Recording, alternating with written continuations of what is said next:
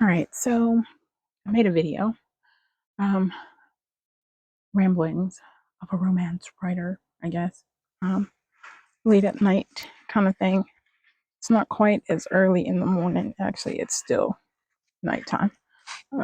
Yeah, it's 11 something.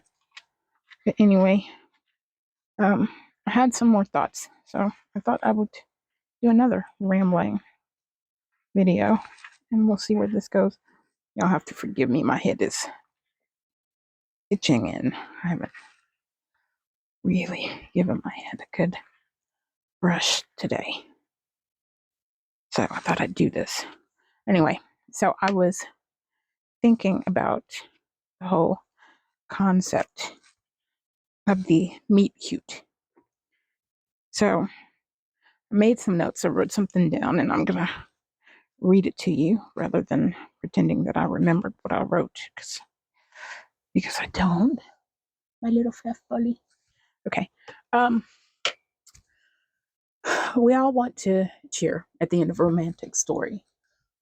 That is especially if our heroine and hero acknowledge that they've found their person, one they're meant to be with. So I wrote this.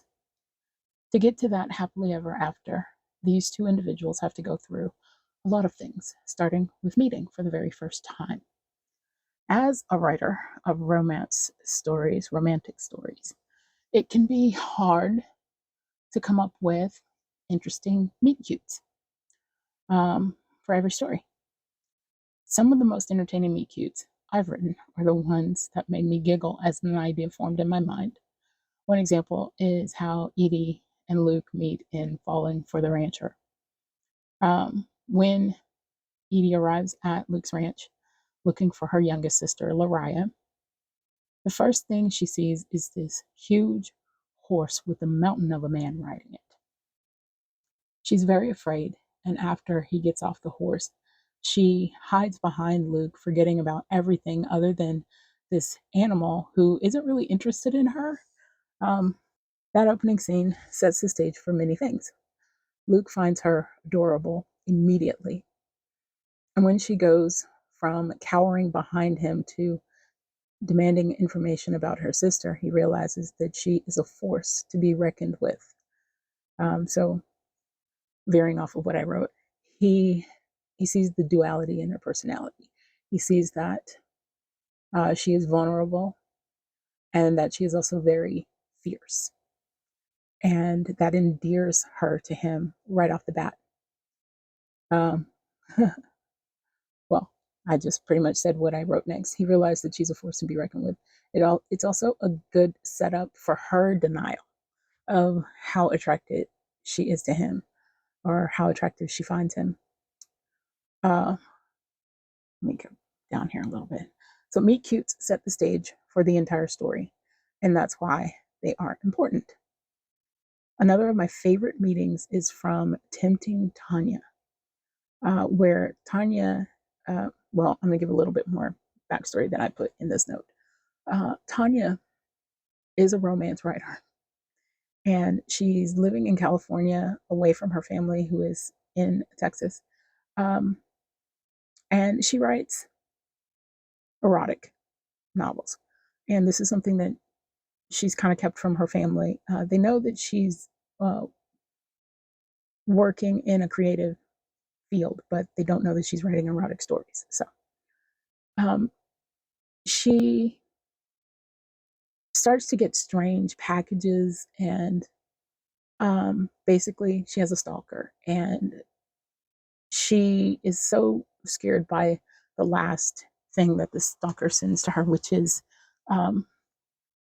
he sends her a box with a remake of one of her book covers. But the strange thing to her is that the box is a replica of her bedroom. And the outfit that he put on the little doll figure that's in this scene um, is her. It looks just like her, and it's wearing the exact outfit um, that she would have worn. But the thing is, the book cover does not depict her actual bedroom. So at this point, she knows this person has been in her house. and it terrifies her. And she does have her assistant living with her, so she tells her assistant that she wants her to go pack a bag and leave. And that, of course, her assistant is like, "Well, what are you going to do? You can't stay here." And she's like, "No, I'm not. I'm going to be right behind you. I've got a few things to do." Um, so this is why she ends up in this house. Um, she doesn't want to tell her family exactly what's going on with her, but she had talked to her niece recently, and the niece is going on a missionary trip with her boyfriend, and the boyfriend was looking for someone to stay with his grandmother because his father is out of town or out of the country actually on business. So Tanya calls her and says, "Hey, I could come stay, with his mother while you guys are out of town." And this is also giving her the ability to get away without leaving, I guess, a trail of evidence of where she's going. And so um, she's at this house staying there, and she wakes up in the middle of the night because she hears something out in the hallway. And she'd just gotten there a few hours earlier. She drove the entire way there from California, and that is a long drive if you make it in one trip. Okay, because I've driven from Texas to California and had to drive back, and if it wasn't for my bestie, I probably would have taken like 2 or 3 days because I would have had to stop and sleep and whatever else. But she did this relatively quickly, got there in the middle of the night. Well, not in the middle of the night, but late at night. And she is shown to her room. She goes to bed. She wakes up hearing this noise. And this is not like a scary kind of person. Um, she's trained in gun usage. So she has a pistol. She knows how to use it. And so when she hears this noise, knowing that the woman that she's staying with, and uh, I can't even think of the woman's name. I'm drawing a blank right now. That's one of my favorite stories. But anyway, I don't have a copy of it. I think I'm giving away all the copies I had here at the house. Da, da, da, yeah, I must have. But anyway, so the um, woman is, the older woman is asleep in the bedroom next door to hers. And so she wakes up, she hears this noise, she gets up, she gets her gun, she has it ready, and she steps into the hallway. And just as she realizes that someone's in the hall bathroom and there's a backpack at the top of the stairs, it's crazy. I can remember those details, but I can't remember. I can't remember the characters. Well, anyway, so Tanya is standing in the hallway, and the older woman's door is closed off to the side of her, and across the hall, kind of, at an angle, is a bathroom door, and it opens, and a white man steps out uh, with only towel, a towel around his waist, and they have this uh, moment where she can't believe what she's seeing, and not just because he's sexy as hell. It's someone that she has seen an image of in a magazine years ago and thought that he was exceptionally handsome. And most of her characters are based off this guy. And here he is standing in front of her, even though she knows what he does for a living. She's kind of freaked out by the fact that he's there. Like, why would he be in this black woman's house in Texas, half naked in the middle of the night? So, she's, questioning him, accusing him of being, a bad character. And, he's like, look, this is my mother's house. This is my house. And, I want to, I don't know who you are, but I have every right to be here. And, he's like, just Ella. Oh God, I can't believe I didn't think of her name. Ella. Just call Ella, wake her up, and, she'll straighten this out. And of course, when he puts his hands up, he drops his towel, and, she gets to see everything that he has to offer. And it was delightful, I guess, in her mind. And he's taken in what she looks like standing there in this oversized t shirt, this satin bonnet on her head and her bare feet, and he just finds her incredibly alluring. And they have this moment, and then he calls out for Ella, and he has to call a couple of times, but Ella finally comes out of the bedroom, and as soon as Ella steps into the hallway, Tanya's a little distracted, and she's looking at Ella, so he bends down and grabs his towel and covers himself, so that Ella doesn't see all his business.